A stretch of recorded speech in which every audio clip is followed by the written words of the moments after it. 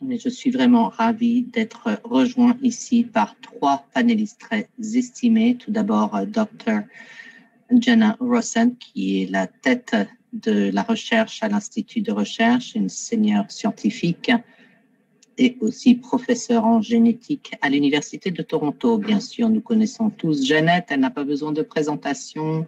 Elle est aussi présidente de la Fondation Gardner. Aussi avec nous, Dr. Charles, professeur de droit et de bioéthique à l'Université de Wisconsin.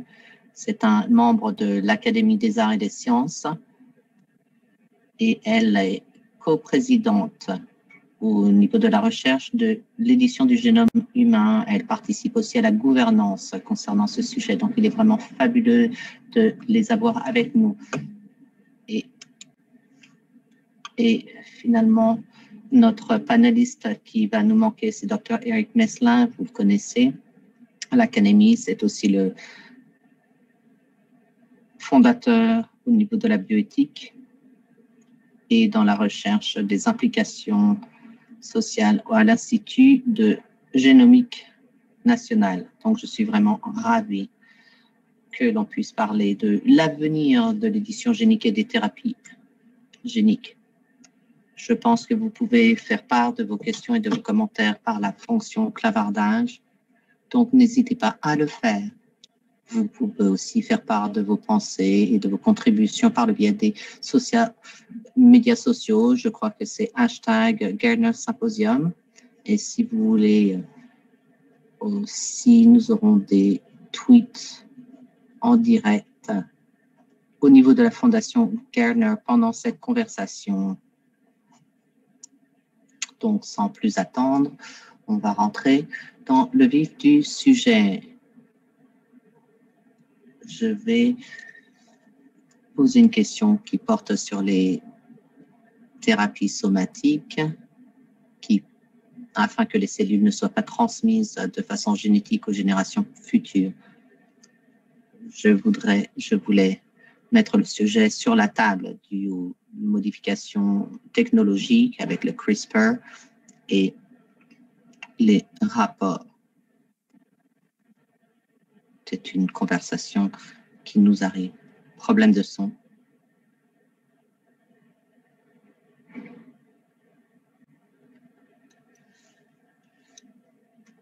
Si vous pouviez parler un petit peu. Je vais m'arrêter 2 minutes, j'ai des problèmes techniques.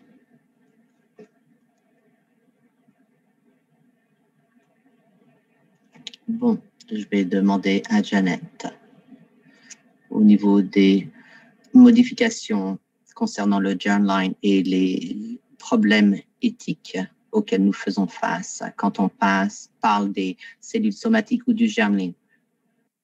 Oui, au niveau de l'édition germline,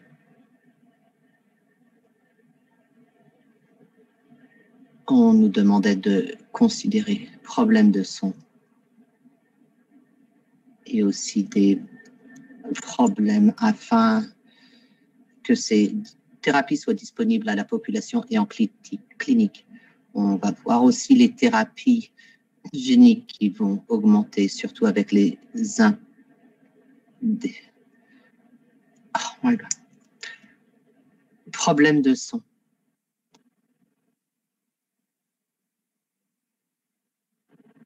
Problème de son.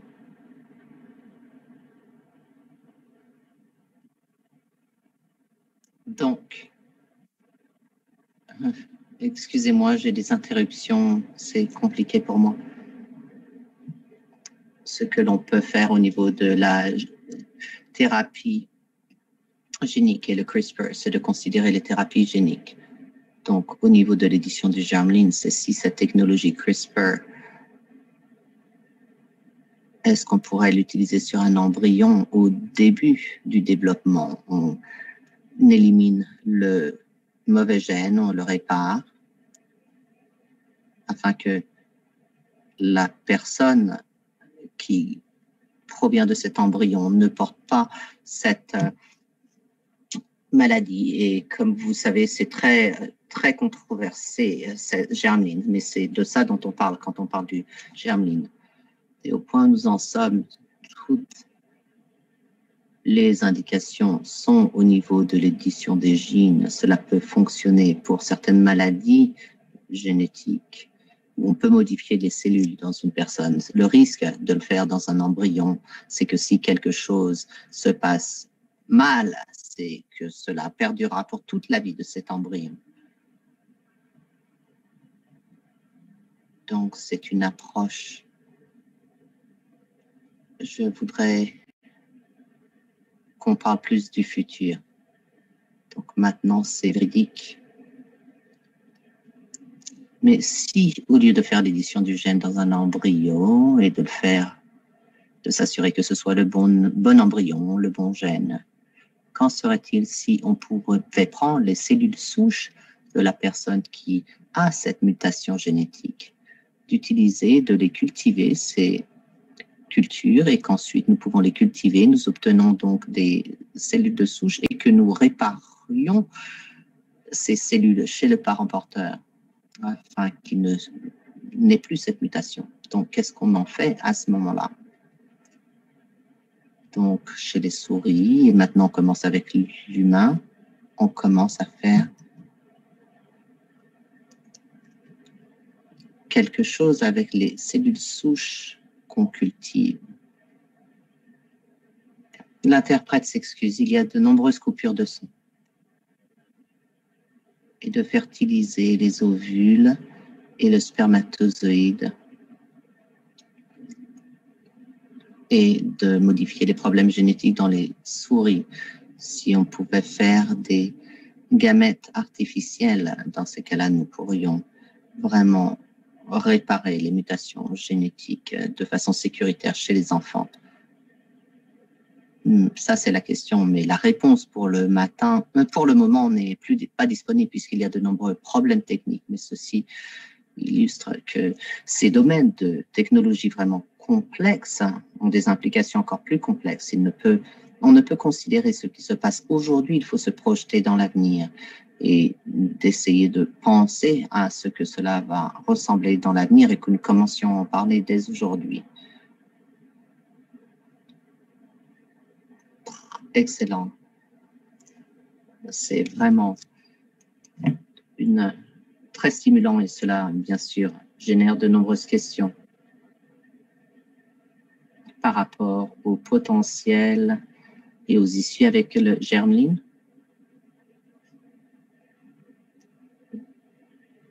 Je peux, mais je pensais que vous vouliez que je parle d'un autre sujet. Excuse de l'interprète, mauvais son. Je pensais que vous vouliez réagir à ce que Janet avait juste dit, mais c'est aussi vraiment important au niveau des réglementations et des différentes approches quand on approche les thérapies somatiques.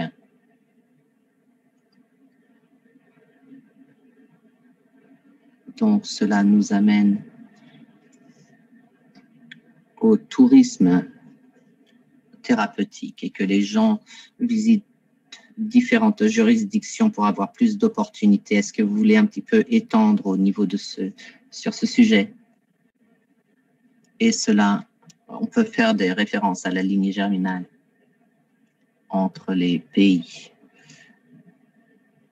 Dans certains pays, il y a à voir avec les horaires ou les coûts. Mais les gens traversent la frontière pour de nombreuses raisons. Et dans de nombreux cas, c'est pour approuver quelque chose qui ne soit pas approuvé dans leur propre pays, mais ailleurs. Ce n'est pas toujours mauvais. C'est au niveau des différences de vitesse d'approbation. On voit qu'il y a certains procédés qui sont approuvés en Grande-Bretagne déjà, mais pas ailleurs. D'autres fois, c'est parce qu'il y a des raisons en particulier et que cela ne sera pas approuvé dans leur pays. Au niveau de l'édition de la ligne germinale, ce sera le cas très souvent pour des raisons qui dépassent la sécurité et l'efficacité. Par exemple, si nous voulons nous projeter dans l'avenir dont Jeannette parlait, au niveau des gamètes, il nous faudrait avoir des résultats plus sûrs, plus prévisibles. Nombre de pays, pour des raisons politiques ou religieuses, déclarent que ceci est interdit. Donc, dans ces cas-là, les gens vont passer la frontière pour aller dans des pays où c'est permis. On verra peut-être aussi l'Israël dans le futur, puisqu'il n'y a pas d'autres obstacles médicaux.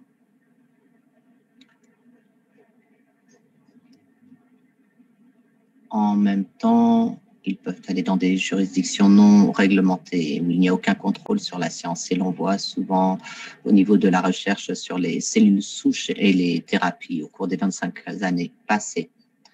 Nous avons eu de nombreuses zones qui sont devenues vraiment célèbres pour que les gens aient prendre en fait de l'huile de serpent. Mais donc, on va parler de ces cliniques qui vendent des produits miracles. Au niveau de la lignée germinale, cela concerne de nombreux pays. Au niveau somatique, il y a des applications qui permettent de traiter des conditions vraiment importantes et qu'il y a déjà des études de fait. Mais au niveau du risque, il n'y a pas de suffisance. Il y avait des questions cosmétiques. Donc, on a des maladies comme la dystrophie musculaire, où il faudrait avoir des efforts pour améliorer la capacité musculaire, mais s'il n'y a pas d'autres troubles, que ce soit véridique ou pas, la publicité est facile à faire. Mais comme vous savez, la publicité dépasse les frontières. Et c'est pour cela qu'avec l'OMS et le comité de l'OMS au niveau de la gouvernance internationale pour l'édition du génome, nous sommes penchés sur la question et pour voir si les gouvernements pourraient coordonner leur système régulatoire, pas qu'ils aient le même point de vue au niveau des thérapies, mais ils doivent être en avance, ils doivent passer à l'action, surtout avec les personnes qui font des publicités dans leur juridiction et qui font des fausses représentations, et protéger les citoyens alors qu'ils vont voyager pour recevoir des thérapies qui ne sont pas bien définis. Donc, la lignée germinale et les problèmes somatiques d'édition sont en première ligne. Janet, je vais vous parler dans un petit moment. Tout d'abord, je voudrais parler à Eric, bioéthicien, qui va parler de l'édition des lignes germinales, de la publicité médicale transfrontalière. Que pensez-vous quand vous pensez à ces questions? Qu'en pensez-vous?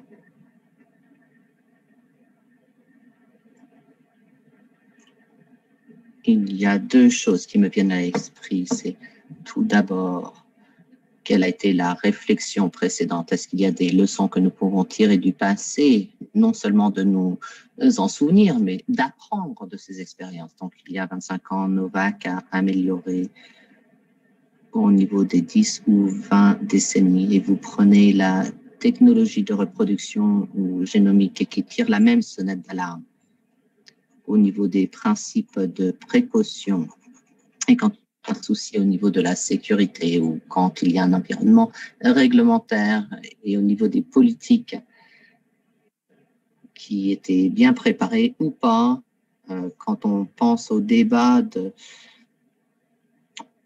la fertilisation in vitro ou des autres débats dans les années 80 et les recherches au niveau des embryons concernant les cellules somatiques ou les études de cellules souches. Donc, ce que je me dis, c'est qu'il y a eu de nombreux cas où l'inquiétude quant à la sécurité et où les systèmes au niveau éthique et législatif sont en place dans le pays et comment on peut prévoir pour l'avenir. Donc, il y a beaucoup à faire, mais on ne commence pas à partir de rien. L'autre point que j'agite devant vous, c'est la vitesse, la rapidité de changement à laquelle nous faisons face d'une façon presque ironique. C'est assez similaire avec ce qui se passe avec la COVID, où on voit des maladies infectieuses qui se transmettent de plus en plus rapide, de façon internationale, due à la transformation mondiale. Bon. Si bien sûr ce n'est pas un nouveau point de réflexion, mais ce que nous voyons maintenant Et vous utilisiez le mot tout à l'heure de coordination. C'est un mot important quant à la conversation que les pays peuvent avoir entre les uns les autres et de concevoir quel type de régime ils souhaiteraient adopter chacun. C'est là où cela devient un petit peu litigieux. Et au niveau de cette question de rapidité, il y a des développements complètement inégaux au niveau de l'élaboration, de la diffusion de ces technologies entre le Nord et le Sud. Cela couvre une grande partie des conversations, pas toutes, mais ces conversations ont lieu surtout dans les pays nordiques, évolués, qui ont les ressources pour développer et concevoir ces technologies et ces thérapies. J'ai eu vraiment le privilège et la liberté de débattre justement de ces questions éthiques, parce que si l'on ne fait pas rentrer dans ces conversations le monde du Sud concernant ces technologies, dans ces cas-là, nous allons peut-être oublier les leçons que nous avons apprises il y a 30 ou 40 ans. C'est vraiment très bien, Eric, merci. On dirait que l'un de notre panélistes nous a rejoint, nous excuse car nous avons des problèmes techniques. Petite présentation pour quelqu'un qui n'en a pas besoin. J'ai connu au niveau des communicateurs scientifiques, il était l'animateur de Daily Planet, il est l'auteur de livres, il est un vulgarisateur scientifique, il était membre fondateur à Calgary, d'une association. Donc, Jay, il est fantastique de vous avoir ici avec nous. Vous avez pu écouter un petit peu les premiers sujets qui ont été discutés au niveau de l'ingénierie de la ligne germinale et au niveau de la thérapie génétique qui pourrait être utilisée dans ce sens, ainsi que la question du tourisme médical, qui n'est pas nouveau pour les thérapies génétiques, mais bien sûr qui soulève de nombreuses questions. Et au niveau de quelqu'un qui fait de la vulgarisation scientifique, qu'en pensez-vous alors que vous parlez au public? J'en reviendrai au niveau de l'inadéquatie de la communication scientifique, en fait, quand elles abordent ce genre de questions et qu'elles jettent du trouble plutôt sur les conversations que l'on peut avoir à l'avenir. Je demanderai à tout le monde de penser à cela. Nous sommes au milieu d'une pandémie. Nous avons pu apprécier le respect pour les expertises, les sciences et aussi la liberté de communication. Je reçois problème de son. En gros, que tout cela s'effondre. D'une certaine façon, nous n'avons pas vu cela à venir. Nous n'avons pas vu cela venir, mais quand vous considérez l'ère de Trump et vous avez vu bien sûr les controverses scientifiques avec toutes les années après son élection, on aurait pu voir qu'il y avait des problèmes au niveau de la controverse scientifique, au niveau des modifications génétiques. Est-ce que c'est sécuritaire ou pas? Qu'en est-il de la vaccination? Ce qui est clair au sein de ces débats, si on peut les appeler comme cela, c'est que les gens qui ont des opinions vraiment fortes, que ce soit du côté nucléaire ou autre, on peut en parler. Les personnes qui ont des opinions fortes ne considèrent pas les articles scientifiques et de revoir leur opinion en fonction de ces informations. En fait, ils ont leur opinion qui se pose. Excusez-moi, c'est mon chien qui s'occupe de moi et me garde. C'est l'attitude sociale et culturelle qui permet d'aborder des controverses scientifiques. Le problème dans lequel nous nous débattons depuis un moment, mes excuses pour mon chien, nous devons vraiment nous pencher sur le fait que nous ne savons pas comment gérer des attitudes comme des théories de conspiration, comme Bill Gates qui va implanter des appareils 5G dans le vaccin, comme des personnes qui sont scientifiques, et je ne suis pas un scientifique ici, je suis un communicateur, nous ne sommes pas prêts à gérer cela. Et le problème, la raison pour laquelle nous ne sommes pas prêts, c'est qu'il y a une attitude latente en disant oh, nous avons présenté toutes les données et afin que les personnes qui sont opposées à ce que nous présentons vont modifier leur avis. Donc la difficulté, je trouve, d'avoir cette conversation quand on se tourne vers l'avenir, personne n'aurait pu prédire que 300 personnes en ville à Calgary font des démonstrations contre les masques. C'est quelque chose, nous ne pensions pas devoir les accommoder. Donc, quand on parle des questions à venir, ce qui est essentiel alors que nous allons de l'avant, c'est comment est-ce qu'on peut être prêt d'une meilleure façon au niveau de la communication, que ce soit dans les différents pays, entre les politiques, les PDG, la communication. Il nous faut vraiment nous améliorer. Et je m'arrêterai ici. Merci, Jay. C'est vraiment un très, très bon point de vue. Et si je dis toujours à mon chien que tu n'as pas besoin d'aboyer quand il y a quelqu'un à la porte, mais c'est leur problème.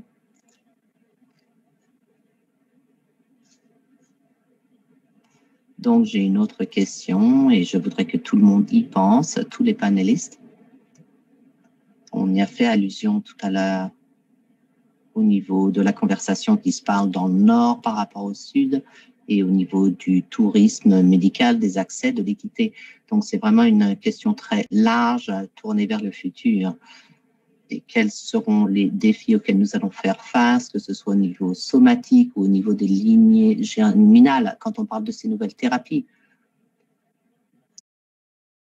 Quel problème de la justice sociale, de la diversité, de la justice sociale, etc. Donc, est-ce que vous pourriez commencer? Je voudrais avoir différents points de vue à ce sujet. Oui, tout à fait. Votre résumé des défis sont un fil qui était bien usé déjà au niveau des bioéthiques, des scolaires, des universitaires, etc. Et le projet de génome, c'était pour faire une carte de route et établir une séquence du génome humain. Et c'est la même chose que nous avons fait au niveau de la politique.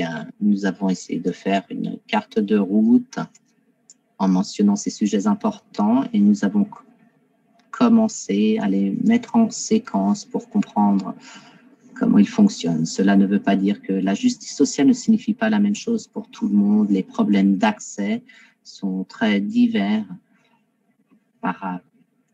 C'est l'une question de justice, mais aussi c'est est-ce que les gens vont faire face à la discrimination en fonction de qui ils sont, en fonction de où ils vivent ou de leur statut au niveau de l'emploi, ou par exemple aux États-Unis, s'ils sont employés et qu'ils ont une couverture sociale par les assurances. Donc, les idées au niveau de ces sujets de justice sociale, je ne pense pas qu'il y a assez de travail pour comprendre vraiment les questions d'un point granulaire.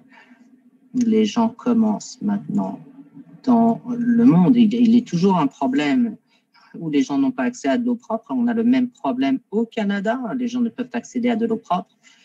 Et nous parlons de coûts et de médicaments dont le coût est peut-être insurmontable. Donc, nous avons besoin de porter attention, et pas seulement au niveau philosophique, mais qui doit participer aux décisions. C'est une question de justice et aussi au niveau de l'allocation des ressources et des technologies pour le génome. Et le plus nous en parlons et que nous voyons qui pourrait participer à cette conversation, les 10 plus grands, ils seront peut-être mal à l'aise, mais je pense que c'est le genre de progrès que nous devons faire.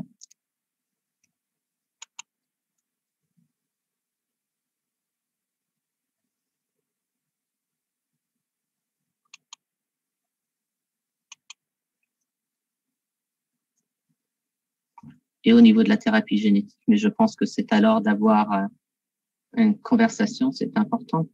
Qui doit être dans la salle? Et quels sont les risques et les avantages au niveau de l'accès inégal et des soins inégaux?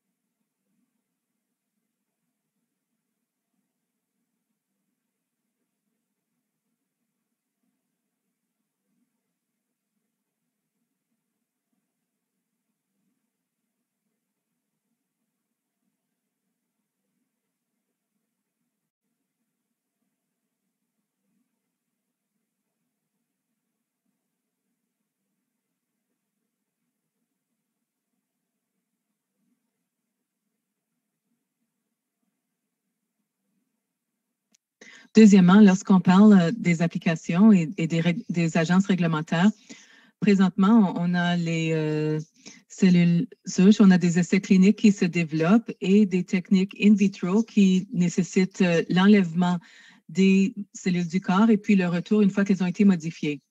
Alors, c'est quelque chose de très sophistiqué, de très dispendieux et ça pourrait être utile, par exemple, ici aux États-Unis pour les populations.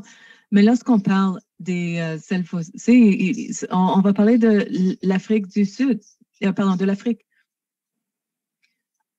Alors, il faut essayer de trouver des moyens plus logistiques et plus économiques. Par exemple, on peut faire l'édition in vivo, qui est un différent domaine de recherche que nous devons encourager via les décisions de financement. Il faut vraiment déterminer comment faire l'analyse de bénéfices-coûts pour la technologie. Nous pouvons faire ce genre de choses. Les agences réglementaires au Canada et aux États-Unis, nous avons tous des agences qui ont été développées, qui ont développé des incitatifs complets ou partiels pour examiner des maladies, par exemple, certains types de maladies, mais on ne s'est pas encore concentré sur la façon dont l'édition génomique pourrait trouver des façons de stimuler la recherche dans des domaines où c'est nécessaire et où les populations ne peuvent pas nécessairement se le permettre, mais à une échelle où ça ne serait pas nécessairement attrayant sur le plan commercial pour les grandes entreprises. Excellent. Merci. Une excellente perspective. Les technologies sont là, finalement, et Mme Urbitsky se joint à nous. Elle est professeure titulaire, programme de bioéthique, département de médecine sociale et préventive, École de santé publique, Université de Montréal. Et Vardy, voulez-vous nous parler un peu de ce que vous percevez comme étant l'inclusion, la diversité et la justice sociale? Oui, à cause des enjeux technologiques qui ont déjà été mentionnés, excellent travail.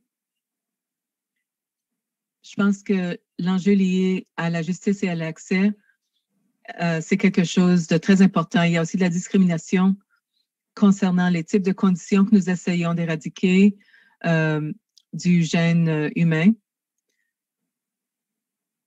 Il y a l'édition de gènes qui a été mentionnée. Deux enjeux qui sont particuliers à l'édition de gènes, c'est le fardeau de recherche. Où est-ce qu'on mène cette recherche? Pour éditer des ovaires et des embryons, il faut des donneurs.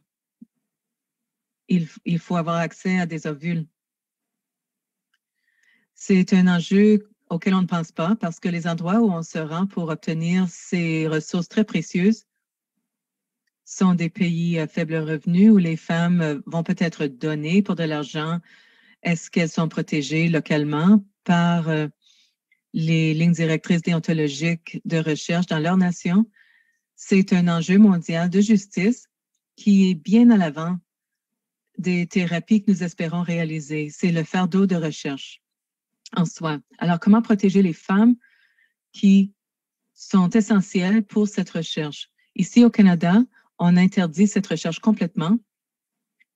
D'une part, cela protège les donneuses d'ovules, mais d'autre part, pourrait mener à du tourisme de donneurs parce que les Canadiens n'ont pas accès à des thérapies parce qu'on n'a pas fait les recherches pour développer ce dont on a besoin. Alors, les gens vont devoir aller ailleurs pour se procurer des produits qui ont été développés. Ensuite, un autre élément à considérer, c'est la justice en ce qui a trait aux générations futures. Lorsque nous faisons l'édition des lignes germinales, ces modifications seront transmises aux générations futures. Alors, la question, c'est comment est-ce que nous faisons un suivi avec ceux que nous avons créés en fonction de la technologie pour faire en sorte qu'ils sont en bonne santé, que l'édition a bien marché. Alors, premièrement, il faut tenir compte qu'on va avoir un impact sur les générations futures. Et deuxièmement, il faut développer des mécanismes pour inclure les générations futures dans les suivis sans les obliger à rester témoins de nos recherches. L'audio a été coupure de son. Coupure de son. Son inaudible. Son inaudible.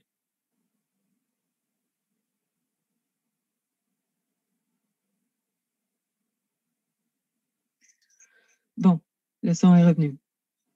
Il faut pouvoir penser aux applications qui peuvent être développées non seulement dans le Nord, mais dans le Sud. Chaque fois que je siège à un comité et qu'on parle de l'édition des gènes, je me dis c'est vraiment un problème de monde développé. Alors, c'est sûr qu'on va avoir des changements au niveau des technologies et de la façon dont ces technologies sont développées. Mais si on veut que quelque chose ait un impact sur le monde en voie de développement, il faut le développer nous-mêmes parce que nous avons les ressources pour le faire, pour faire la recherche, pour faire le contexte, la mise en œuvre, les essais cliniques, etc. Il faut avoir des mécanismes en place pour les amener à l'échelle locale. Retournons au VIH. On a développé des rétroviraux. Ça a pris une volonté politique et philanthrope pour pouvoir encourager les entreprises à donner les médicaments aux populations touchées. Comme on peut le voir, on a des impacts considérables dans le Sud. Il y a une poussée de la part de Gates et du NIH de commencer à penser immédiatement. Ce n'est pas nécessairement ce qui a été dit, mais c'est vraiment d'essayer de faire de pousser l'édition génétique in vivo. Dans l'ère de la COVID, il y a beaucoup de personnes qui ont fait de la recherche et développé des moyens faciles, peu coûteux pour la COVID. Et en fait, ils sont prêts à développer des éléments génétiques faciles et peu coûteux pour ces problèmes. Je ne parle pas de lignée germinale ici, je parle vraiment de cellules somatiques. Merci, Janet. Jay, lorsqu'on parle d'équité, d'inclusion par rapport à ces produits et ces thérapies, voulez-vous nous donner votre point de vue? Oui, j'aimerais vous donner mon point de vue sur un sujet, mais peut-être pas celui-ci nécessairement. Je suis heureuse que Janet a parlé de la COVID. Pardonnez-moi si je me répète en quelque sorte, mais personne n'aurait pu anticiper le fait d'ignorer les données scientifiques et de réagir publiquement contre la COVID. Et c'est vraiment là mon point. Il y a beaucoup d'enjeux qui ont été examinés par le comité, comme le tourisme, l'enjeu lié à l'argent. Est-ce qu'un gouvernement serait prêt, qu'est-ce qu'un gouvernement serait prêt à dépenser pour un individu dans sa juridiction si la question d'argent n'a pas été abordée auparavant? Un des panels tantôt en a parlé. Les communications liées à la COVID, il y a eu beaucoup de gens en public qui ont dit ce que je crois et ce que vous croyez probablement pour la plupart, qui est la bonne chose à dire. Et cependant, franchement, son inaudible, coupure de son. Je sais qu'on va arrêter d'en parler, mais je vais donner un exemple rapide. Dans le journal de la médecine américaine, le 2 novembre, il y a eu un article de la part d'un homme médical prééminent qui a mentionné que la plupart des gens qui croient dans les théories de complot semblent avoir une démence de lobe frontal et de l'ouïe. Sont inaudibles. Et la capacité de faire des jugements sur l'information sensorielle qui entre est dégradée parce que les gens finissent par devenir délusionnels. Les gens qui ne sont pas en faveur de la COVID, de faire un lien avec les gens qui ont la démence n'est probablement pas un bon point de départ. L'auteur a ensuite indiqué que les médias sociaux Sont inaudibles. Sont inaudibles. Ils ont offert ce remède et le remède était que les cliniciens et les experts de soins de la santé publique devraient dialoguer sur les enjeux de santé. Par exemple, ils le font déjà sur le port du masque, sur les médicaments. Sont inaudibles. Des sites web attrayants et accessibles qui donnent de l'information sur la santé. Mais ce n'est pas vrai, tous ces éléments sont faux.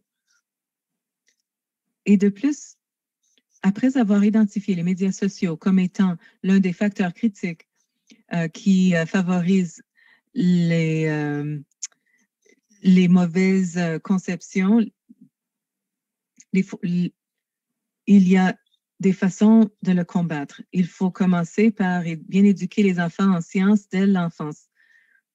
Mais ce n'est pas un remède. Ça montre tout simplement à quel point nous ne sommes pas prêts pour les gens qui sont contre la science. Les démonstrations anti-science, si je peux utiliser ce mot,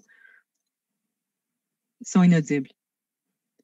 Alors, à mesure que nous examinons ces enjeux, nous avons beaucoup de choses à faire pour améliorer nos communications, surtout envers le public. Envers le public. Oui, perspective très importante, Jay. Bon, alors passons maintenant à une question un peu plus vaste de portée. Nous arrivons bientôt à la fin de ce panel. On a eu des problèmes techniques en chemin, alors on l'a comprimé quelque peu.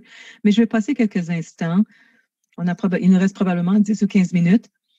Alors, si on pense à l'année, disons, 2030, alors dans 10 ans, alors on parle de l'édition génique et des thérapies géniques parce qu'on a vraiment passé dans différents domaines. Alors, si vous vous tournez vers l'avenir, vers l'année 2030, qu'est-ce que vous voyez? Où nous dirigeons-nous lorsqu'il s'agit de l'édition génique? Alors, je cède la parole à qui veut commencer. Si vous avez déjà une vision d'où nous serons dans 10 ans, est-ce que quelqu'un veut nous faire part de ses pensées?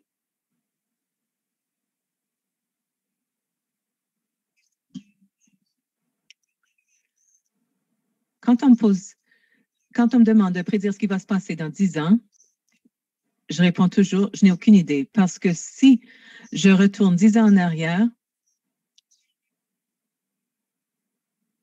et que je me demande il y a 10 ans, qu'est-ce qu'on ferait en 2020? Tout simplement, dans le domaine de la thérapie génique et de la génomique, je n'aurais jamais prévu la pandémie. Je n'aurais jamais prévu où nous nous trouvons aujourd'hui. Alors, je vais commencer par dire, je ne le sais pas. Cependant, si on se concentre tout simplement sur l'édition génique et les thérapies géniques, je pense que nous sommes sur un parcours très rapide et très solide pour voir de nouveaux développements en matière d'édition génique et de thérapie génique qui vont avoir un impact sur des maladies principales. On va voir cela se faire mettre en œuvre dans l'Amérique du Nord et en Europe. Et je pense que d'ici 2030, nous allons pouvoir voir comment l'édition génique peut être utilisée de façon facile et peu coûteuse. Parce que, en gros, ce sont des éléments assez peu coûteux. Il faut les mettre dans des emballages peu coûteux. Alors, c'est un des éléments. Je pourrais mettre un petit cercle vraiment restreint autour de ces éléments. Mais si on me demande ce qui va se passer dans l'agriculture ou ailleurs, je peux vous dire que l'un des côtés néfastes, c'est que l'édition génétique somatique, comme on l'a déjà mentionné, sera utilisée pour faire des améliorations, surtout dans des milieux d'athlètes. Les athlètes vont faire tout ce qu'ils peuvent faire pour améliorer leur performance. Alors, je ne vois pas comment nous pouvons vraiment prévenir ce qui sera illégal, mais prévenir l'utilisation illégale de la thérapie génique. Merci, Janet.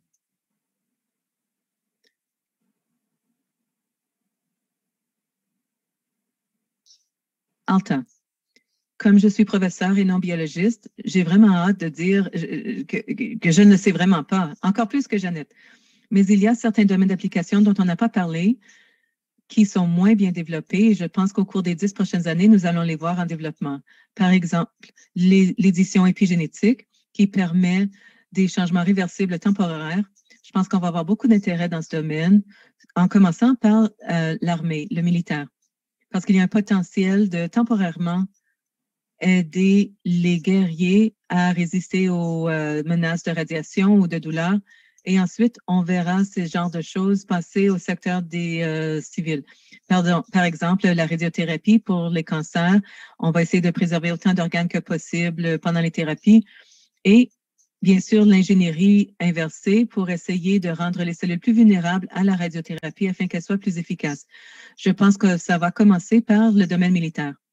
Et je pense qu'on va avoir des développements dans le développement somatique en hétéro. Lorsqu'on a une maladie qui est difficile à traiter après la naissance parce que ça affecte plusieurs systèmes ou qu'il y a une barrière de sang et de cerveau, tout ce qui se fait en hétéro pourrait servir de fonction très utile. Il y a déjà de la recherche très intéressante dans les souris, mais on est vraiment au tout début. C'est un autre exemple de quelque chose où beaucoup de pays ne le permettront pas, en partie parce qu'il y a des règles qui régissent l'avortement et autres. On pourrait voir des développements très inégaux partout dans le monde. Alors, je pense qu'il y a des domaines d'application et des domaines de recherche qui vont s'épanouir au cours de la prochaine décennie. Très intéressant. Merci, Alta. Verdi. Les autres membres ont mentionné les interventions somatiques et je suis d'accord. Je pense qu'on va avoir des percées médicales dans ce domaine, bien sûr dans l'agriculture et sur les animaux, mais je vais me lancer ici et je vais prédire que ce qui est arrivé il y a 2 ans en Chine et qui est contemplé partiellement en Russie se produira plusieurs fois d'ici 2030. Et qu'est-ce que je veux dire? C'est que les scientifiques et les cliniciens vont décider d'aller de l'avant et de faire une utilisation reproductrice des lignées germinales et cela va avoir un impact sur la naissance des enfants qui sont édités afin de prévenir une variété d'états de santé, des maladies graves, des handicaps, par exemple la surdité héréditaire. Je pense qu'il nous manque un cadre réglementaire international qui nous permettrait de garder ces initiatives, de les contrôler. Et je pense qu'il y a dans certains pays où il n'y a pas de réglementation, il n'y a pas de règles qui sont mises en vigueur. Je pense que les mécanismes dans ce domaine peuvent poser problème. Tout le monde le reconnaît, mais il n'y a pas de solution. Alors, ma prévision, c'est que nous aurons une petite cohorte de bébés génétiquement édités dans les prochains 10 ans que nous devrons étudier. Ce ne sera pas quelque chose de sage, mais si ça se passe, il va falloir étudier ces individus pour que nous puissions en tirer des leçons pour le moment venu lorsque nous sommes prêts à faire ce genre d'édition de façon éthique et selon des lignes directrices. Merci, Verdi, et merci de vous être lancé. C'est une considération très importante. Éric, à vous, dans 10 ans, qu'en pensez-vous?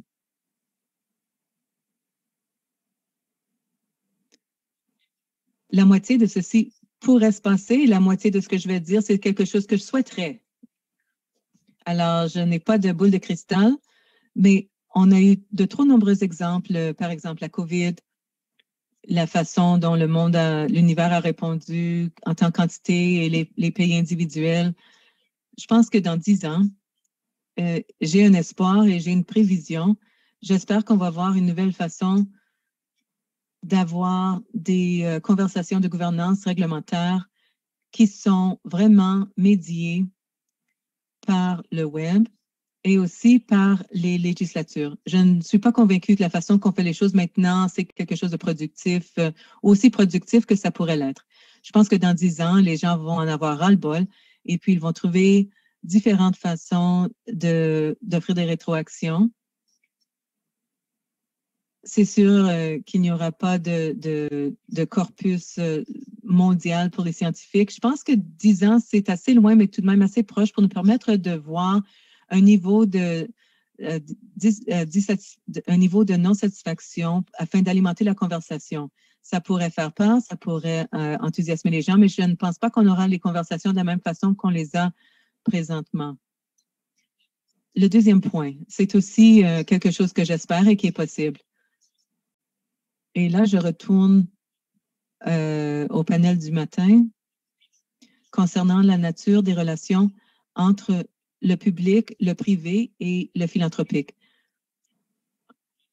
Nous avons un bon corpus d'exemples où ces relations, Jeannette a mentionné un exemple de la VIH qui est né des essais placebo qui ont mené à des frustrations par rapport à qui recevait des médicaments, etc. Alors, je pense qu'on pourrait voir davantage de collaboration dans toutes les parties de la société civile, le secteur public, y compris les universités, le secteur privé dans toutes ses formes et le secteur philanthropique. Parfait, merci. Jay, à vous la parole. Est-ce que vous vous souciez de la façon dont les choses se passent ou de la perspective du public? Je pense que je commencerai par dire que plusieurs des avancées dont on a parlé pourraient ne pas être controversées de la même façon qu'on percevrait un vaccin contre la COVID, mais j'apprécie les commentaires d'Alta et de Verdi parce qu'on peut voir où les controverses se produiraient. Des pays pourraient influencer. Avant la série The Crown sur Netflix, les gens respectaient le prince Charles. Et tout récemment, il a dit que l'édition génique, que les organismes génétiquement modifiés sont en train d'entrer dans l'entourage de Dieu et qu'on devrait s'arrêter.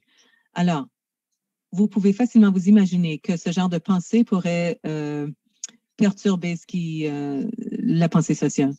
Mais de notre côté, je pense que c'est super excitant, super passionnant, à condition que la communication avance à la même rapidité. Je pense que ça va aller. J'ai une dernière pensée. Il y a eu une très bonne analyse qui a été faite des pages Facebook pour les gens qui étaient pro-vaccin et les gens qui étaient anti-vaccin. Et ce que ces analyses ont démontré, c'est que même si les gens pro-vaccin, bien qu'il y ait beaucoup plus de pages pro-vaccin sur Facebook, mais si on regarde la façon dont ces pages connectent avec les gens qui sont non décidés, les pages anti-vaccins ont beaucoup plus de contacts dans le groupe. Alors, ils établissent des liens avec les gens qui n'ont pas encore pris de décision. Ils leur donnent beaucoup d'informations qui pourraient les séduire et les aider à décider. Alors, nous sommes en situation avec d'anti-vaccins où nous ne travaillons pas de la bonne façon. Quand on examine la façon dont les médias sociaux fonctionnent, on ne les utilise pas à notre avantage.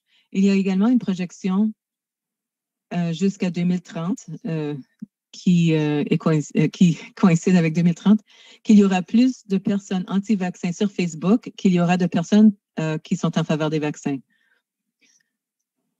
Alors, les gens qui sont contre les vaccins ont définitivement leur propre qualité, mais à mon avis, il faut vraiment améliorer la façon dont nous assemblons et communiquons l'information aux gens pour que lorsqu'arrive 2030 et qu'on a tout un smorgasbord de thérapie génique, on saura comment en parler.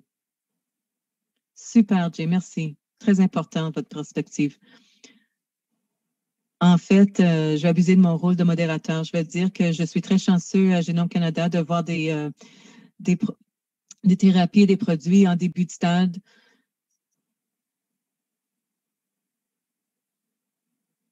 Je pense également que lorsqu'on examine les choses allant au-delà des thérapies pour la santé humaine, il y a beaucoup d'autres choses qui peuvent se rapporter à l'agriculture, à des adaptations, à la sécurité alimentaire, à la fabrication biologique, la façon dont nous pouvons utiliser des outils synthétiques afin de construire des choses. Et je pense à la conservation de l'environnement et à la sécurité des gens. Il y a tellement d'avenues qui peuvent être lancées. Mais comme on l'a dit, c'est difficile de faire des prévisions, mais c'est aussi difficile de ne pas être optimiste. Alors, je vais maintenant conclure. Je veux remercier le panel, je vais remercier l'auditoire. Je sais qu'on a eu des difficultés techniques. Alors, c'est un petit rappel que les nouvelles technologies puissantes, vous savez, on parle de CRISPR, on parle de vidéoconférence, ça fonctionne très bien, mais c'est un petit peu drôle. Mais il faut vraiment se rappeler que parfois, on rencontre des problèmes. Alors, je veux remercier les panélistes pour leur temps, pour leur discussion fascinante. Et puis, je pense qu'on va continuer à avoir la conversation au cours des 10 prochaines années. Merci à tout le monde pour votre temps, votre énergie. Et je cède maintenant la parole à Éric.